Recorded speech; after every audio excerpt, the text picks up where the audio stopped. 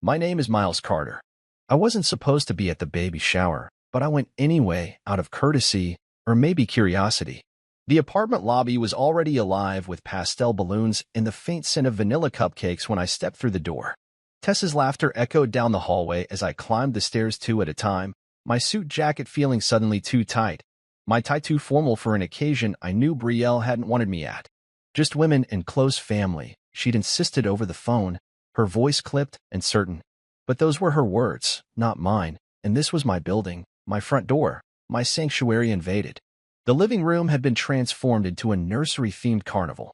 Pink streamers drooped from the ceiling, framing a table laden with finger sandwiches, fruit skewers, and mounds of cake pops arranged like tiny bouquets. A banner spelled out "Baby Girl" in glittering letters, and every chair was covered in a frilly cloth until it looked as though I had wandered into some girlish wonderland. My heart tightened at the sight, so many details meticulously planned without a single thought to my own feelings. Was I a guest or an exhibit? I paused by the gift table, where ribbons and bows obscured boxes that promised diapers and onesies. Her mother, Mrs. Harlan, hovered nearby, adjusting a framed photo of Tessa in a pink party dress from decades ago.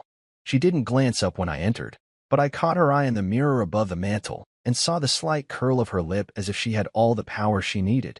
I nodded politely, and she offered a thin smile that felt more like a warning. I wondered if she even remembered whose apartment we stood in. When Brielle finally noticed me, her expression flickered with a mix of surprise and annoyance. She'd chosen a peach-colored dress with lace trim that fluttered around her shoulders, like she still lived in some romantic fairy tale. "You came," she said, voice low enough that only I could hear. I shrugged, forcing a casual grin. "You know I'd hate to miss a family event." Her chin lifted in a silent challenge. "Prove your loyalty. Prove you belong here." I tried to remember the last time she had shown me such a look of pride instead of disdain. Tessa bounded over, excitement radiating from her like sunshine. She was glowing, hair pinned back with fresh flowers, cheeks flushed. "Miles, thank you so much for coming," she chirped, and threw her arms around me. I felt a twinge of guilt at her warmth. Under different circumstances, I would have been genuinely happy for her. But this warmth was performance, an orchestrated display designed to gaslight me into feeling welcome in what had become someone else's home. I patted her on the shoulder, careful not to reveal the anger burning behind my eyes. The room hushed as Brielle stepped forward, holding a gold-trimmed frame that caught the light like a spotlight. Every head turned. Everyone leaned in. I wondered if these were the same faces that had whispered behind my back when I showed up in a faded coat, still shaken from long hours at the design firm. Then her voice rang out, crystal clear, a gift from all of us. She lifted the frame higher, and the assembled guests gasped. I stared at the ornate document inside, the deed to my apartment. My name was scrawled across it, twisting in a cruel parody of ownership. A hush fell over the room. The air felt suddenly too thick to breathe. Confetti rained down from the ceiling, pink, white, golden, and fluttered around me like mocking snowflakes. Applause followed, polite at first, then enthusiastic. Tessa clapped with tears in her eyes. Mrs. Harlan beamed. Brielle's lips curved into a triumphant smile, the kind reserved for victors who knew no mercy. I swallowed hard, tasting bile on the back of my tongue. My apartment, the place I had poured my savings into, the walls I had painted with my own hands, gifted away like a trinket. She lowered the frame and leaned toward me, voice barely above a whisper. "You have 30 days to vacate." The words cut deeper than any blade. 30 days. I pictured packing boxes, hiring movers, searching for a new place in a market that had no mercy for someone whose credit had been shredded by an unscrupulous spouse. But I didn't flinch. I didn't show fear. Instead, I smiled back, slow and even, like a practiced actor. "One day is enough," I whispered, letting every syllable settle between us. A single beat of silence. Then the room erupted again, laughter, clinking glasses, the snapping of photos. They thought I would break. They thought I would beg. I turned away from their faces and looked around one last time. The custom oak bookshelf I had installed, now draped in baby hats, the collection of rare vinyl records stacked under pink party favors, the simple gray sofa I'd chosen on sale, now hidden beneath a frilly cover. Memories flashed in my mind, quiet nights reading by lamplight, mornings drinking coffee on that sofa, the echo of my son's laughter when he visited. All of it, they thought they could erase with a piece of paper. But here's the truth I carried in my pocket. Deeds could be forged. Signatures could be faked. Paper meant almost nothing without a will to enforce it. I'd already anticipated this betrayal, had everything prepped in the background. My smile widened as I walked toward the door, shoulders squared. Behind me, they continued their celebration, oblivious to the storm I had already set in motion. I locked eyes with Tessa for a moment. Her tears had gone dry, replaced by horror. And I allowed a flicker of compassion. Not for her, but for the life she would lead when her sister had her day in court. I stepped out into the hallway, the pastel balloons bobbing like buoys in a sea of deceit, and closed the door quietly behind me. My phone buzzed with messages. Is everything okay? From a coworker. I'm so sorry. From my cousin Jared. What happened? From an old friend. I didn't reply. I climbed the stairs again, each step a promise of what was to come. Outside, the sky was fading to dusk, and I breathed in the cool air.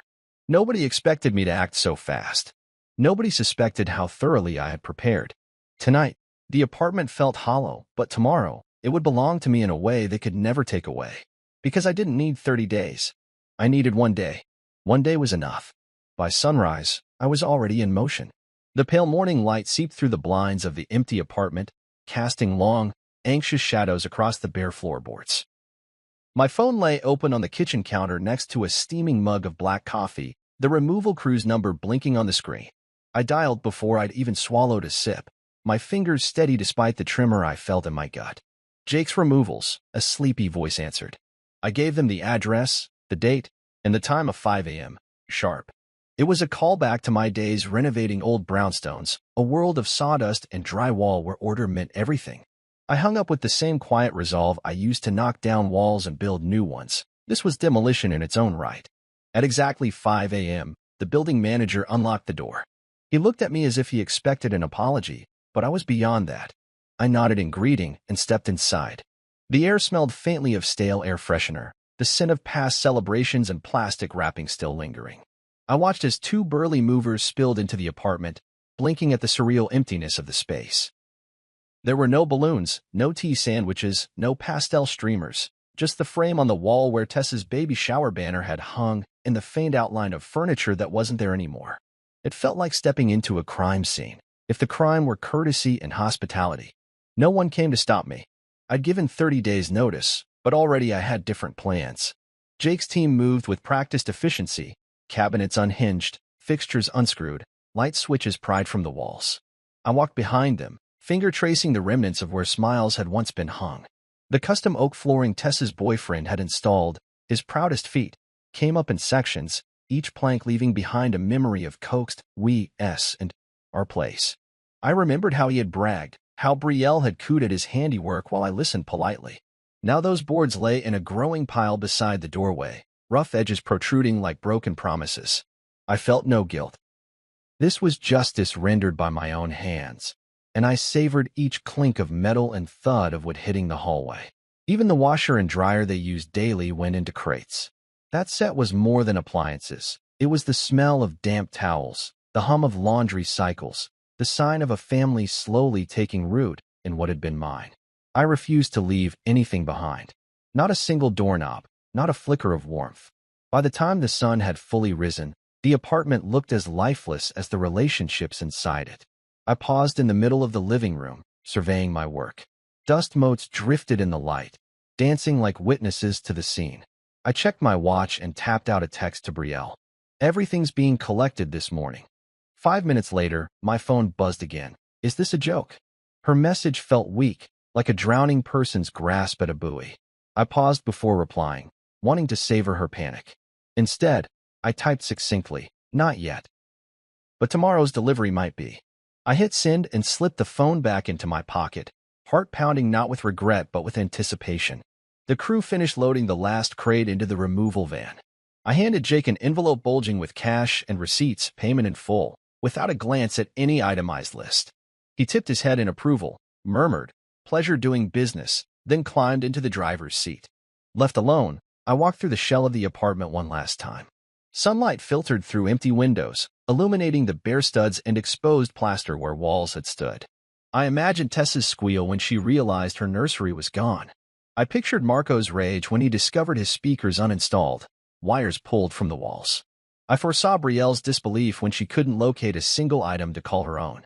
A small, satisfied smile curved my lips. This was the beginning of her reckoning. Later that afternoon, I sat in my car with the engine off, watching the hallway footage I'd accessed through the building's security system. I'd made sure to obtain credentials months ago under the guise of making sure the lobby cameras were positioned correctly. It had been simple to request a copy of the digitized feed for that day. Now I tapped through the video, rewinding to the moment they arrived home from brunch. Tessa had been the first to enter, arms full of pastel balloons and a canvas diaper cake. Marco followed, coffee in hand, both smiling at the sight of what they believed was their inheritance.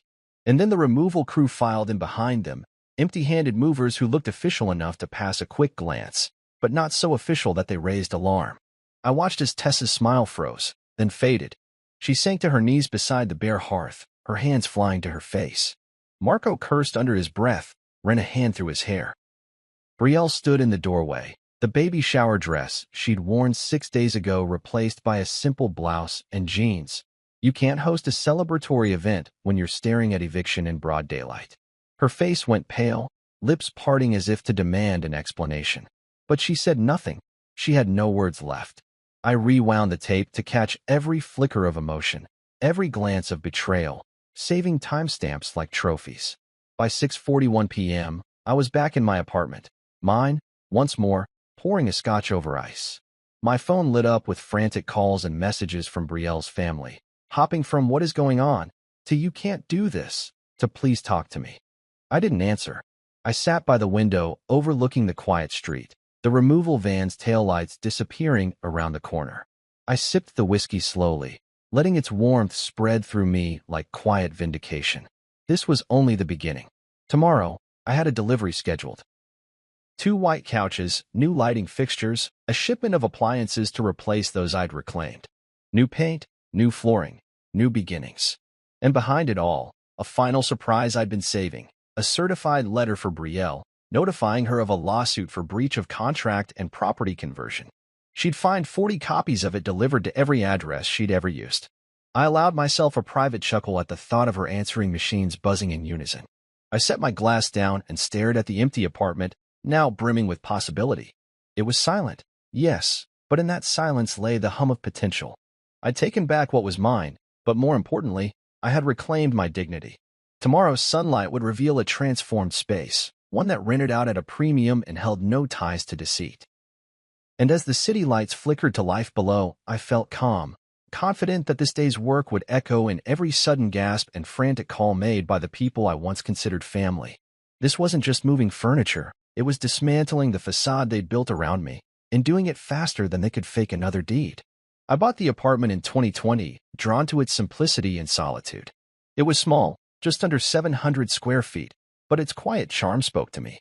A single large window in the living room overlooked the street below, and the light that poured in each morning felt like a promise. I furnished it with second-hand finds, a sturdy oak dining table, a low-profile gray sofa scavenged at a thrift store, and a bookshelf built from reclaimed wood. I painted the walls a warm dove gray, installed vintage brass light fixtures, and laid dark laminate flooring that mimicked the look of aged hardwood. Every detail was chosen with intention, a reflection of my desire for a home that was mine and mine alone. Brielle never liked it. When I brought her here on our first anniversary, she frowned at the unadorned walls and the absence of frills. "It's too plain," she'd said, brushing a fingertip over an empty patch of plaster where I'd meant to hang a painting. I shrugged, telling myself her taste leaned toward extravagance. I reminded her that this was my place, the one sanctuary I had saved for after my stint in corporate management ended. She smiled politely and spent the night scrolling through luxury condo listings on her phone, whispering about marble countertops and built-in wine fridges. I laughed it off, dismissing her disapproval as quirkiness rather than warning. When Tessa and Marco moved in, Brielle called it temporary. They were struggling financially, she explained, and needed just a few weeks to get back on their feet. I agreed out of love, or perhaps fatigue, because her voice carried the weight of inevitability. The first 2 weeks passed uneventfully. Tessa kept the guest room tidy, and Marco took care of minor repairs. I barely saw them.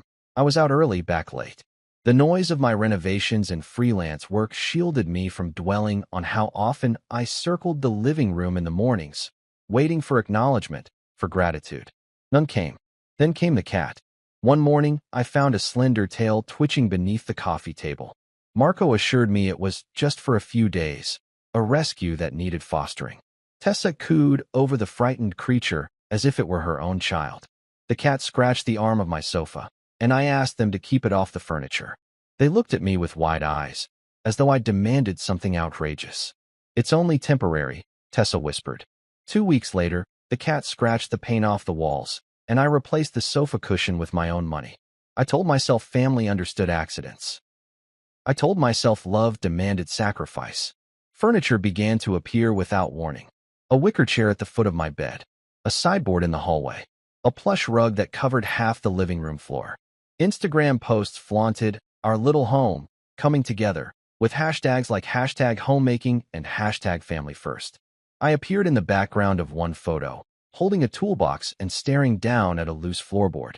There was no tag, no mention, no smile directed at me, just the faint echo of my presence, as though I were a ghost in my own life. I tried to complain, to draw a line. "This is my apartment," I reminded them, voice tight with frustration. Brielle brushed my concern aside with a tilt of her head. "It's our family's place now," she said, pressing a hand to Tessa's shoulder. I felt my chest hollow at the word our. It felt like a betrayal delivered in soft tones. I flushed with anger, but they held my gaze and refused to budge, so I fell silent. The real takeover began with changing the language. No longer was it Miles' apartment. It became the place, our home, our apartment. They dropped by unannounced, bringing suitcases and arguments about proximity to good schools for the baby they expected, even though the baby wasn't mine to pursue. Their voices echoed through the hall. "We need more storage. Can I repaint the nursery? I'll handle the rent for a while." I watched them revise the lease and the insurance policy, listing their names alongside mine. I discovered the changes when calls from unknown numbers alerted me that I was one of many listed as a primary occupant. When I pressed Brielle for clarification, she gave me her most practiced expression of concern. "We're family," she said. "Why are you making this so hard?" Her gaze was gentle, imploring me to see reason. But the documents in my hands were harsh. Addenda and amendments executed without my consent, an apartment under my name legally morphed into property held by a trio of us. I felt the walls close in. The very walls I had built had turned against me. My refusal to transfer the deed ignited their desperation. I discovered that Brielle had enlisted her father's help. Her father, a retired notary with enough connections to tangle any legal system. I learned he had forged signatures, used my old tax forms, created a false power of attorney. I had proof buried in a folder on my laptop, emails requesting notarized copies of my documents, digital scans provided during tax season. I traced every trail of forgery with grim satisfaction, labeling each file like evidence in a case that had been mounting for months. But I still maintained the illusion of calm. I let them carry on in blissful ignorance, decorating the nursery with pastel decals, assembling cribs, and rocking chairs. I smiled when Tessa asked me to help install a mobile over the crib, feigning excitement, all while memorizing every screw and bracket. I listened to the squeal of newborn blankets washing in the appliance I would eventually haul away. I registered the dates in their brunch invitations and the registry items they filled, strollers, bassinets, baby monitors, and calculated how much they had spent on what was mine. Late one night, I looked around the apartment as they slept, Brielle on the couch with her head on Tessa's shoulder, Marco snoring softly on the guest bed. I closed my eyes and felt the weight of all I had lost, then opened them again and felt the spark of something else, resolve. I reached for my phone, thumb hovering over the screen as I drafted the first email to a lawyer I'd consulted last year for estate planning. I pressed send. In that moment, I reclaimed my power. I allowed a small smile to play across my lips, savoring the taste of justice yet to come. This apartment had been my refuge, my quiet harbor. It had become a stage for a play of deceit that I refused to watch from the audience. Now I would take center stage. I would expose every lie, unravel every forged signature, and strip away every piece of furniture they had stacked into my life without permission. And when the dust settled, this place, my place, would belong to me again, free of imposters and bandits disguised as family. The light from that single window would shine on a home renewed, not a fortress breached. And in that renewed space, I would reclaim everything that was mine. It started subtly, almost imperceptibly, like a slow tide creeping over familiar sand. I noticed first when Brielle stopped calling it Miles's apartment. One evening, I came home from work to the click of heels on the hardwood and a chorus of muffled voices. I stepped into the living room, and without looking up, Brielle said, "Welcome to the place," as though she were greeting a stranger at someone else's door. I paused, keys in hand, my throat tightening. "The place?" I asked, voice neutral. She smiled and waved a hand at the room where Tessa was arranging plush cushions. "You know," she said, "our place." I bit back a retort and set my bag down, pretending not to hear. The change in language was more than semantics. It was ownership slipping from my grasp in daily conversation. It became our apartment and guest invitations, the place on Instagram tags. Their voices melded, Tessa's bright laughter, Marco's low hum of agreement, Brielle's soft insistence, and I found myself an echo in a chorus that no longer included me. When I tried to correct them, reminding Brielle, as gently as I could, "This is my unit, you all are guests," she only gave me that same calm, loving look, as if my irritation stemmed from some quirky insecurity of mine. "We're family," she insisted. The words felt like a shield, deflecting every argument I made. I tried to hold onto the small rituals that had defined my home, brewing coffee in the morning, opening the blinds to let in the sunrise, playing vinyl records on weekends. But each gesture was met with adjustments that felt like invasions. One Saturday, I descended the stairs humming to myself, ready for my ritual cup, only to find Tessa in the kitchen, measuring out baby formula beside a new espresso machine. I swallowed my irritation as she beamed. "You have to try this," she said, offering me a tiny ceramic cup of froth. I took a sip, bitter and sweet, while she chatted about nursery themes and potential baby names. The corners of my mouth tightened, and I set the cup down. It was no longer my kitchen island. It was a staging area for their dreams. Then came the guest bedroom's transformation. Late one night, I wandered in to retrieve an old toolbox, only to find pastel wallpaper adorning the walls and a white crib assembled in the center. The fluorescent glow of a new overhead light reflected off a mobile dangling above. I froze, heart thudding, staring at the crib mattress with its pink polka dot sheet. "Hey," I said softly. Tessa looked up from a stack of decorated onesies. "We thought it'd be nicer to have everything ready," she said, voice warm, almost shy. I nodded, voice hollow, "All right." I backed out of the room as though stepping from a stage I no longer belonged on. Marco added to the crescendo. One morning, I found heavy speakers bolted to the corners of the living room ceiling.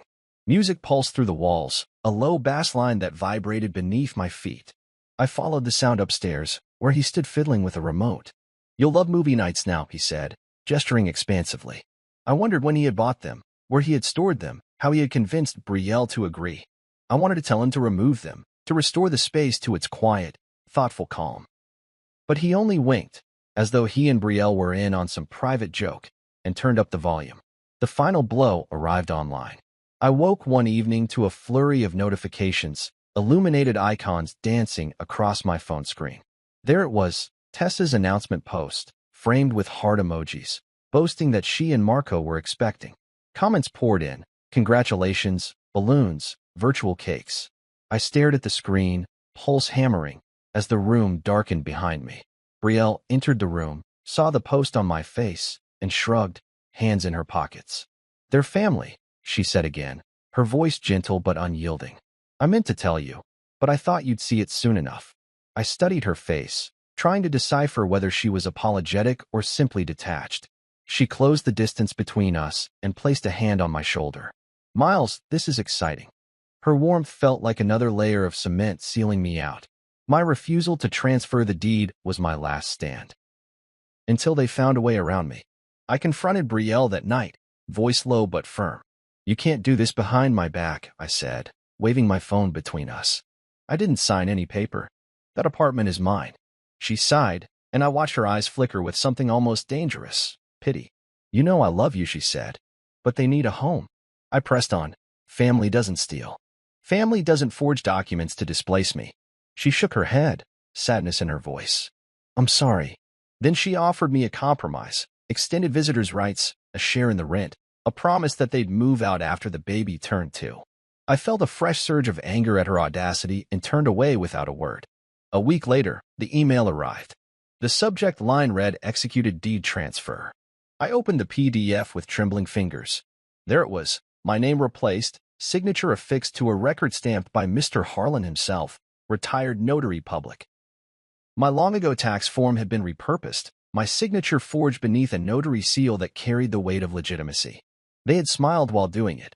So Brielle had told me when I demanded an explanation, smiling under the excuse of family. I felt the floor drop beneath my feet. My hand shook as I scrolled through the pages, each slate line a silent testimony to their betrayal. Yet in the rubble of that betrayal, I felt a spark of clarity. I logged out of the email and sat in the quiet darkness of what had once been mine.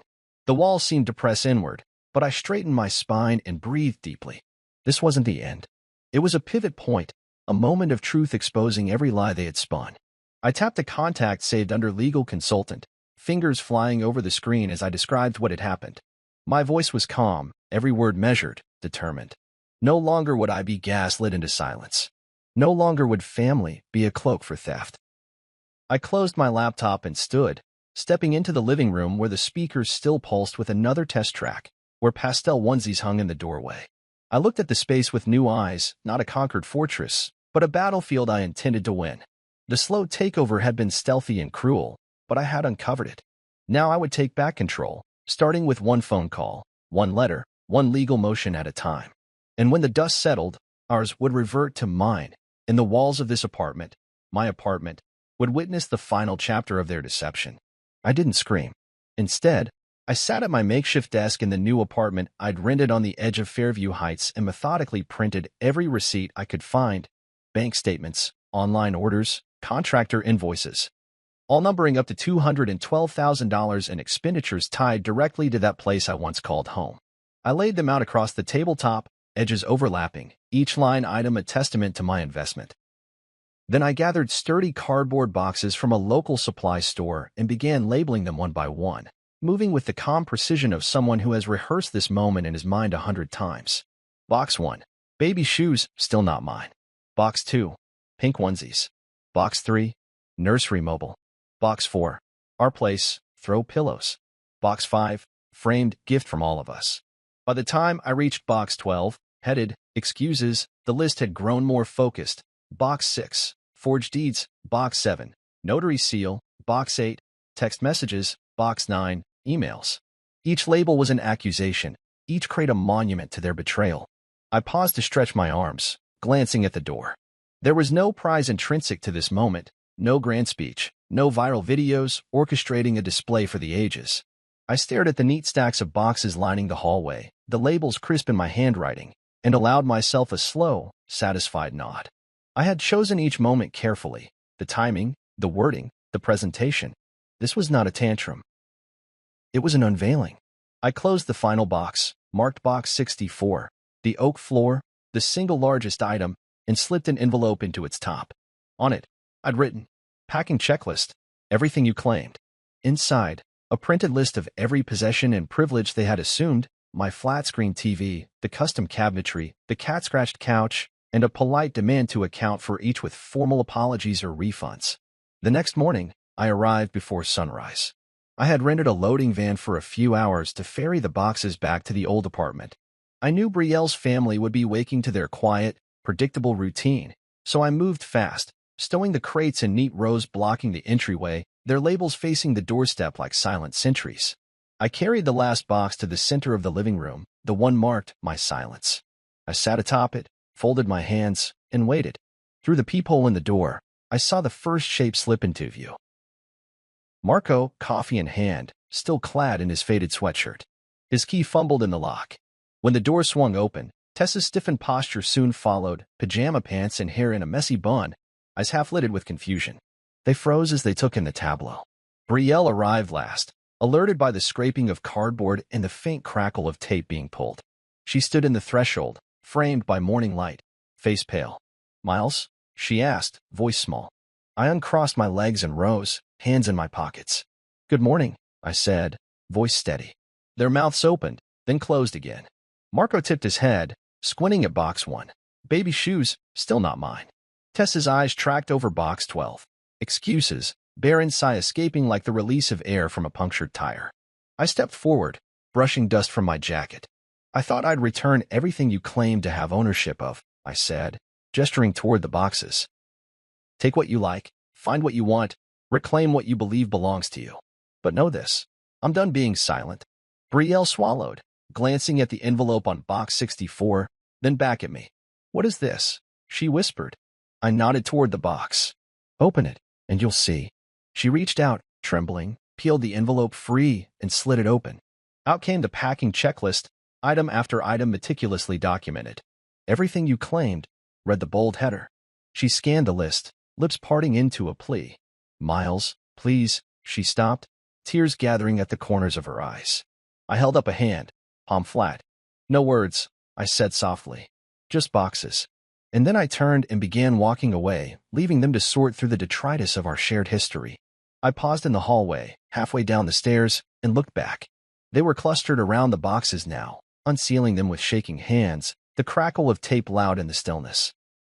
Tessa's sobs echoed as she clutched a pink baby hat pulled from box 3, nursery mobile, and Marco hovered above her, uncertain how to comfort.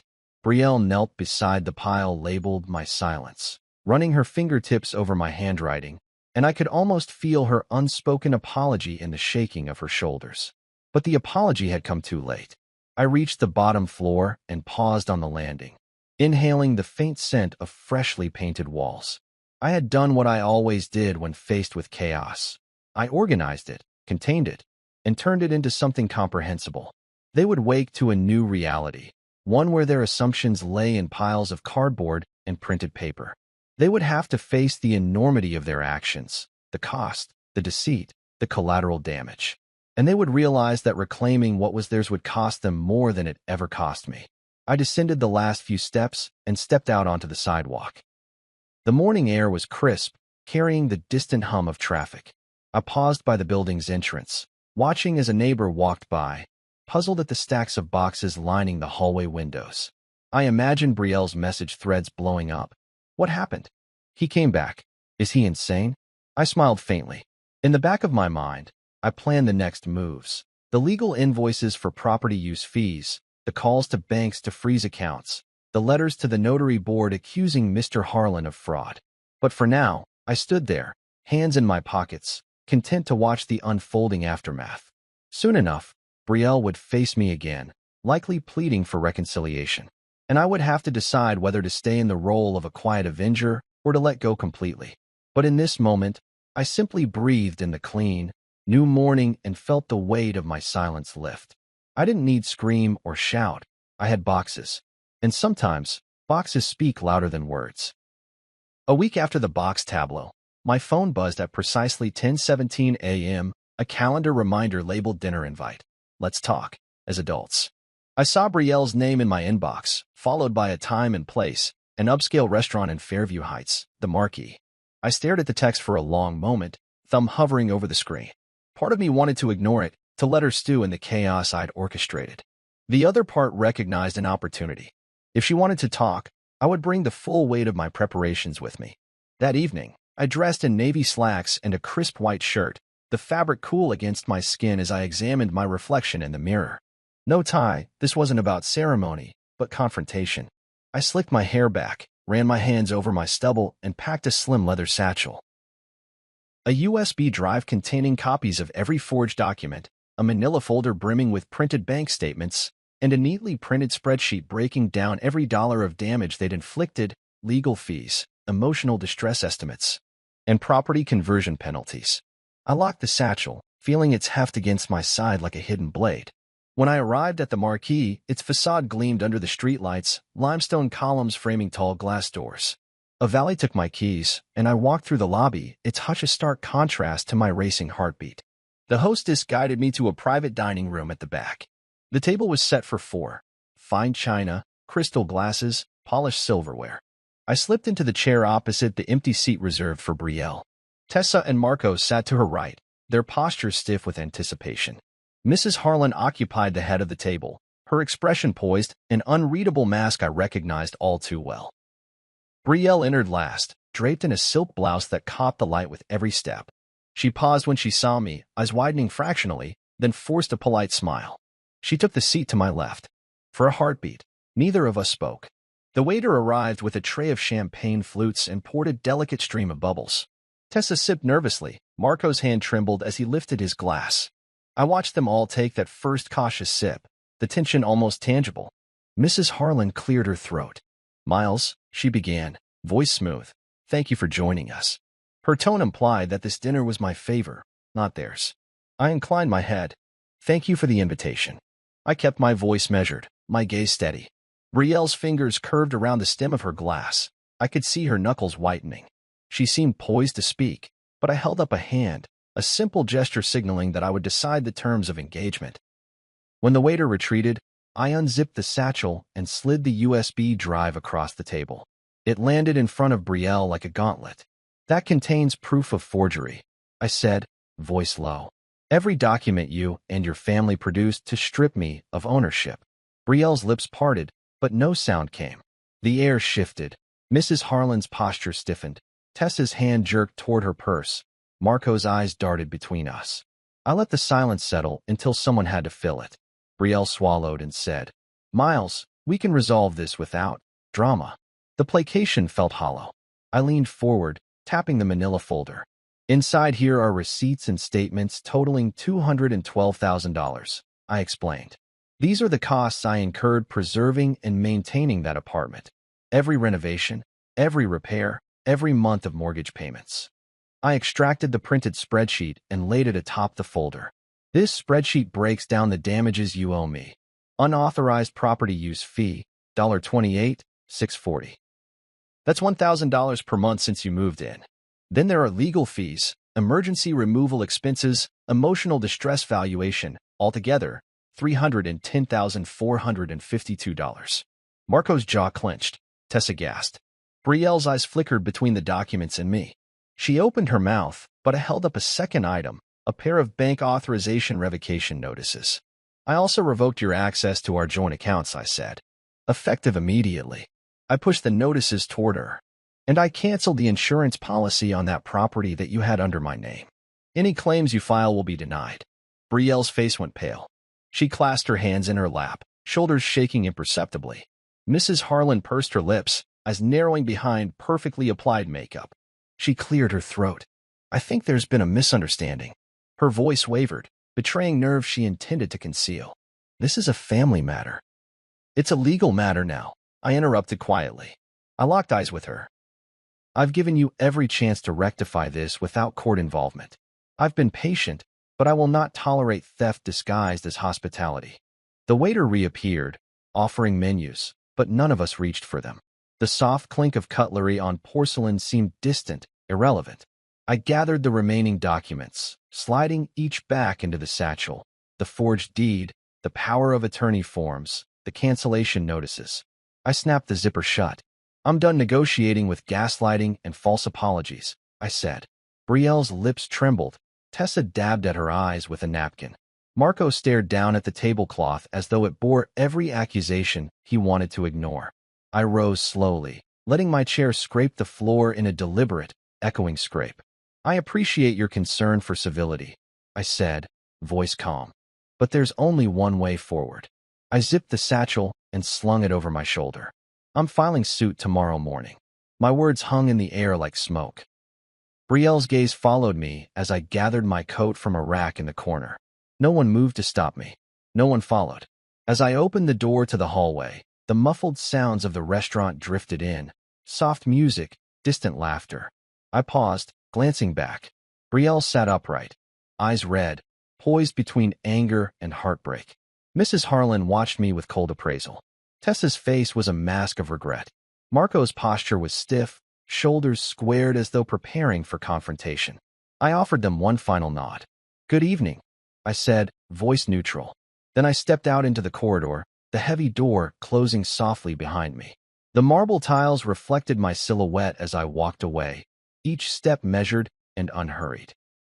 The night air waited at the restaurant entrance, cool, clear, and different. I breathed it in and felt my resolve crystallize. They had extended an invitation under the guise of reconciliation, but they had underestimated how far I was willing to go. And as I descended the stairs and emerged onto the street, I knew that when the morning sun rose, everything would change again. They tried to carry on without me. I learned of the baby's first birthday not from invitations, but from pictures sent by my cousin Jared, unfiltered snapshots of a celebration that felt more like mockery than milestone. The photos arrived in my inbox with a subject line that read, "Happy birthday, baby Tessa," and nothing more. I opened them one by one, studying the details as though each image were a confession. They had relocated to a rented two-bedroom in Greenfield, a place they thought small enough to be cozy but big enough to host a party. The living room was strewn with mismatched chairs, folding metal seats bolted together with a baby-high chair at the head of the makeshift table. The walls were bare drywall, the cheap paint peeling in corners. A balloon arch stood crooked over the party table, its pastel balloons half inflated and deflated in equal measure, as if even the decorations were half-hearted. In the first photo, Tessa stood behind a plastic party hat that barely covered her hair, cheeks pink with forced delight. She smiled at the camera, but her eyes betrayed her exhaustion.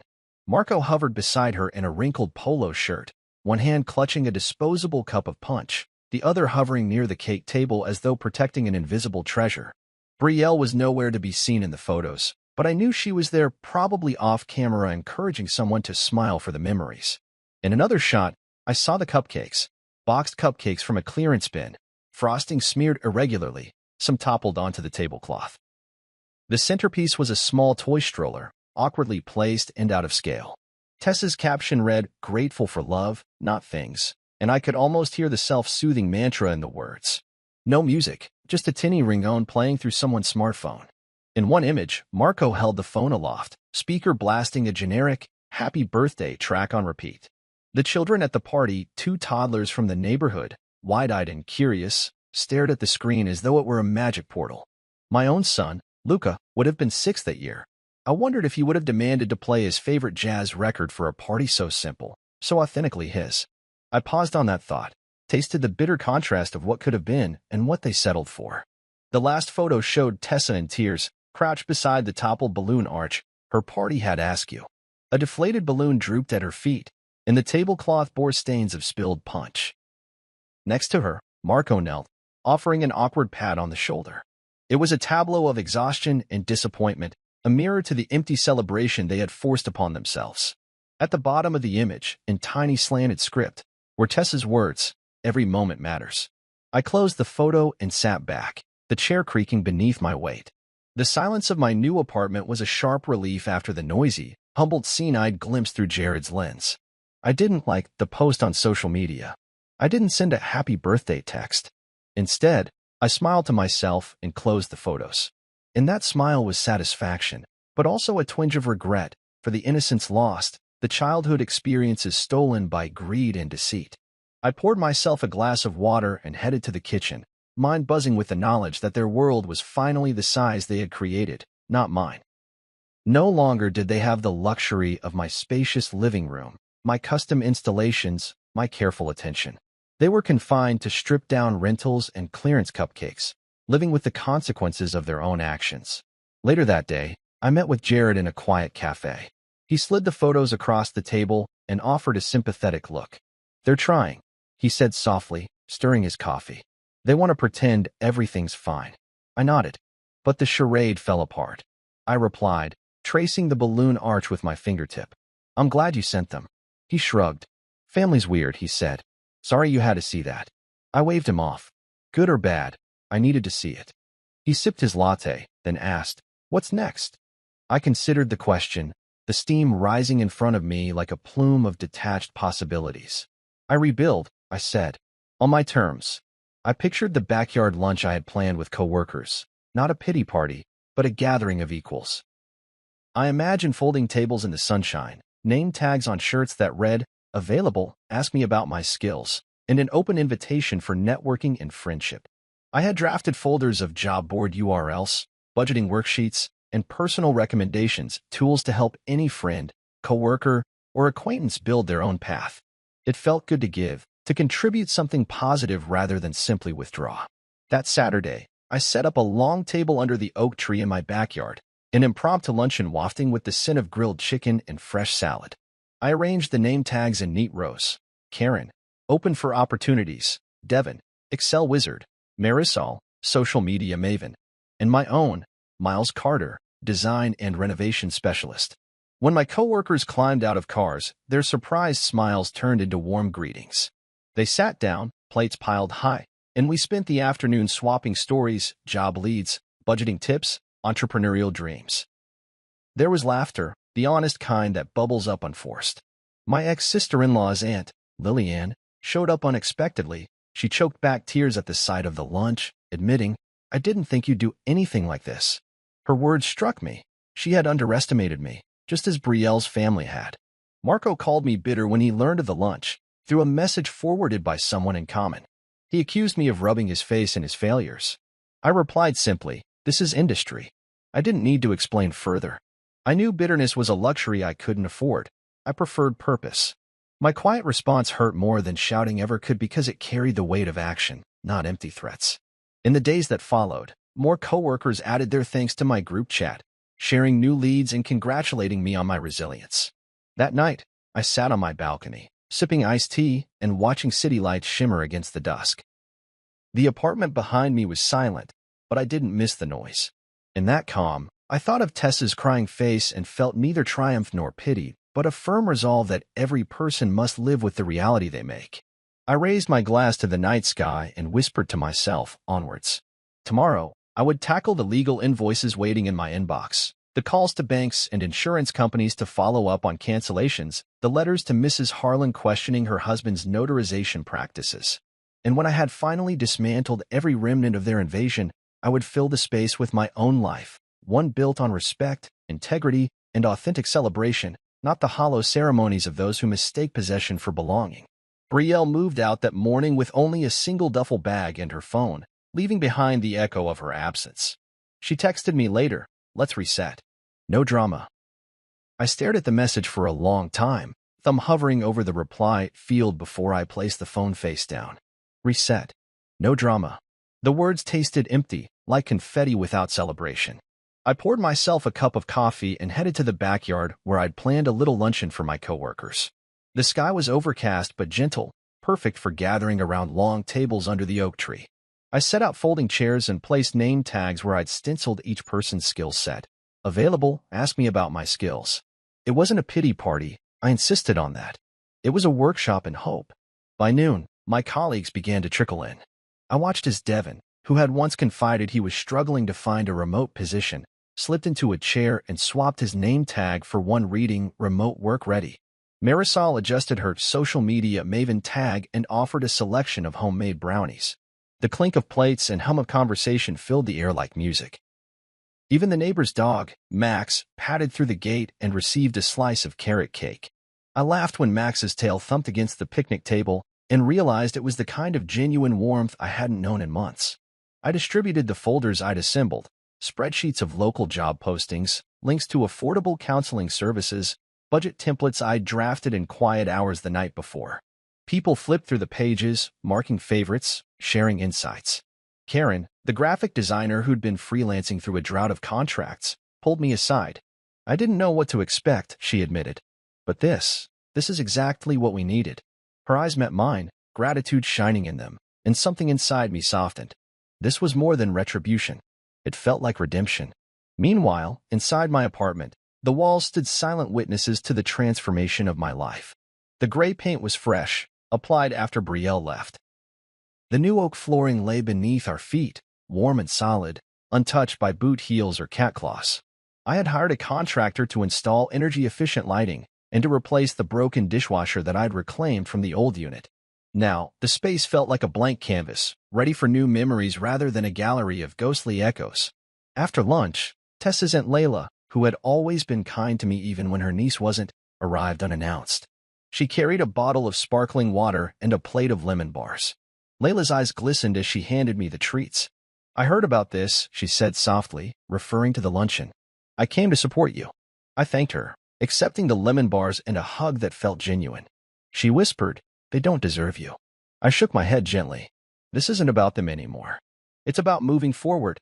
That afternoon, I organized my desk and drafted emails to banks and insurers. I attached copies of cancellation notices and instructions to remove Brielle's name from every account. I prepared letters detailing the property use fees Tessa and Marco owed for occupying my former apartment. Each message was precise, unemotional, the language of contracts and law, not spite. I scheduled them to send at staggered intervals, ensuring that each institution received clear instructions and evidence of my claims. Then I leaned back and let the silence settle around me. Comfortable now, not empty. Evening came with a soft drizzle. I walked through my neighborhood, umbrella in hand, the rain pattering on the pavement as though playing a gentle drum. I passed by storefronts I'd once ignored, the cafe that hosted open mic nights, the hardware shop with its polished tools gleaming in the window, the little florist who sold wildflower bouquets. I felt curious about these places again, as though rediscovering a city I'd taken for granted. I bought a small bouquet of daisies from the florist, bright yellow petals nodding in a glass vase. When I returned home, I placed them on the dining table, a silent promise of new beginnings. Back in the apartment, I prepped dinner for one. Roasted chicken thighs with garlic and rosemary, a simple recipe I'd perfected over years of cooking experiments. The oven timer dinged, and I transferred the chicken to a plate, steam curling into the dim light.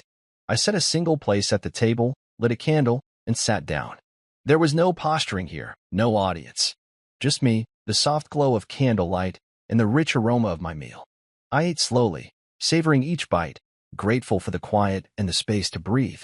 After dinner, I opened Brielle's text again. Let's reset. No drama, and typed a single reply. Enjoy your reset. I hit send, then deleted the message thread, letting it vanish. I didn't need to argue over semantics or emotions. My focus was on action, on constructing a future by my own hands rather than deconstructing the past by theirs. I closed the laptop and stepped onto the balcony, rain droplets catching the light like diamonds. The city glowed below, ever moving, ever changing. I breathed in the damp night air, feeling a quiet joy that I hadn't known was possible. My phone buzzed with a message from an old friend I'd lost touch with. Saw your post about the lunch. If you ever need help with design projects, count me in. I smiled and typed back, let's catch up soon. Then I placed the phone in my pocket and turned my gaze to the stars peeking through the clouds. For the first time in a long time, my home felt like a refuge rather than a battlefield. I didn't know what tomorrow would bring, but I welcomed it, rain or shine, laughter or solitude. Because in this new chapter, I was not merely surviving. I was thriving, and that was all I needed. I never expected normal to feel so peaceful. My mornings begin with sunlight filtering through the new blinds I installed in the living room, blinds I chose myself, without debate. I step onto the warm oak floor and head to the kitchen, where Raina's drawer sits beside mine, stocked with her favorite tea. She's already there sometimes, pouring coffee into 2 mugs before I reach for mine. No questions about whose kitchen this is, just a shared routine that feels genuine. By mid-morning, I settle at my workbench in the corner, where I draft designs for a renovation project. Raina hums quietly as she waters the daisies I bought, a small ritual we share, each petal a bright reminder of this new chapter. The sunlight dances on the walls, and I realize I no longer flinch at shadows cast by pastel decals or resent creaks where speakers once hung. This space is ours, but it's rooted in respect. One afternoon, I walked past a storefront and ran into a neighbor who recognized me from the lunch I'd hosted. She congratulated me on building community, and I felt warmth at the compliment. In that moment, I understood that the apartment wasn't just my home. It was a foundation for connections I'd nearly lost to bitterness. By month 3, Raina and I had arranged our schedules so she cooked dinner twice a week and I handled laundry. No resentment, no hidden fees, just teamwork. We laughed when we discovered our playlists overlapped, and we danced spontaneously to a shared favorite track, spinning in the living room without care. By month 6, Raina's toothbrush occupied a cup beside mine. By month 8, we found out we were expecting. We didn't shout it from rooftops or stage a photo shoot. Instead, she placed her hand on her growing belly as I painted our nursery a calming gray, and we smiled at each other. No cameras, no captions, just the soft glow of a shared secret. I didn't post an announcement. I didn't even tell my ex. Instead, I hung a small wooden sign above the crib that reads, "Welcome, little one," a quiet declaration of hope. Each night, when I lay beside Raina and feel our baby kick, I know this is the life I reclaimed, a new normal defined by love, honesty, and the knowledge that one day was enough to start over. The morning light arrived soft and golden through the sheer curtains, and I woke beside Raina to the sound of our baby's gentle breathing in the crib beside our bed. In the weeks since the due date passed, each day had unfolded with a quiet perfection I hadn't believed possible. I stretched, planting my feet on the warm oak floor and feeling the solidity of every plank beneath me, proof that this home was finally my own. No framed deeds lurking behind balloons, no whispered ultimatums hidden in gilded frames. Just the steady heartbeat of a life rebuilt. I padded to the kitchen in socks, where the smell of fresh coffee greeted me. Raina stood by the counter, humming as she poured dark roast into 2 mugs. Each mug carried our initials in a delicate script, a small memento she'd commissioned to celebrate our new beginning. I wrapped both hands around my mug and breathed in the aroma, grateful for the ritual that marked another ordinary, extraordinary day. Our living room was hushed, the gray walls calm and unadorned except for a single wooden sign above the crib, "Welcome, little one." No Instagram filters, no baby announcements scheduled weeks in advance. Just a promise hung gently on the wall. I glanced over at the crib and watched our newborn stir, tiny fists curling and uncurling. My chest warmed at the sight. One day had been enough to reclaim everything that mattered. Now a lifetime of days would follow. Later that afternoon, I returned home from a brief meeting with a new client, someone who had heard about my renovation work through word of mouth and needed a complete kitchen redesign. I stepped inside to find Raina kneeling beside the oven, wiping down the freshly installed subway tile backsplash. I joined her, tracing the grout lines with a fingertip, marveling at how polished the space felt. We had dismantled the old cabinetry together, laid each tile by hand, and painted the cabinetry a deep navy to contrast the pale walls. It was more than a renovation. It was a symbol of what we could build together. Strong, beautiful, honest. That evening, my phone buzzed with an email from Brielle's mother, another sermon on forgiveness, another entreaty to heal old wounds. I read her words without anger or regret. I archived the message unread and returned to Raina, who was singing softly to our baby on the living room couch. The melody was gentle, a lullaby of contentment, and I felt a sense of peace wash over me. My past life, the one defined by betrayal and stolen deeds, had dissolved. In its place stood a home defined by trust and shared dreams. As dusk settled, I stepped onto the balcony, holding our baby wrapped in a soft blanket. Raina stood beside me, holding Raina Jr.'s little hand. We watched the city lights flicker on across the skyline. A single day had been enough to reclaim an apartment, to strip away every false claim and every hollow gift. But it had also been enough to teach me that life's true treasures, love, integrity, family, could never be signed away. In that hush between night and morning, with my family by my side, I knew I had everything I needed. One day was enough, and now, every day would be more than enough.